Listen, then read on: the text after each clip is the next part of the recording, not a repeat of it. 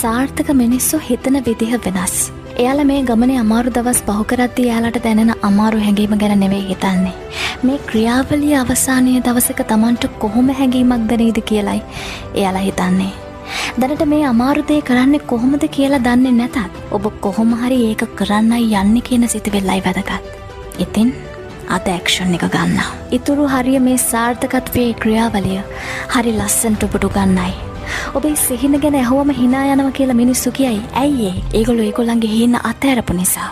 මතක තියාගන්න. ලොකු හීන යථාර්ථවාදී නෑ කියලා හිතන්නේ අරමුණක් නැති මිනිස්සු විතරයි. ඔබට බෑ කියලා දෙයක් නෑ. දන්නවද? ලෝකේ ලොකුම සතුට තියෙන්නේ මිනිස්සු බෑ කියපු දේවල් ලස්සනට කරලා පෙන්නන්ති.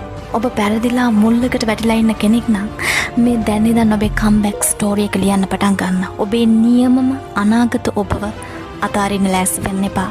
මේක ලේසි වෙයි කියලා හිතන්නත් එපා. මොකද මේක එහෙම නෑ. දෙවියනේ ස්තුතියි මට ලේසි පාරක් පෙන්නුවට කියලා කියපු එක සාර්ථක මිනිහෙක්වත් මේ ලෝකේ නෑ.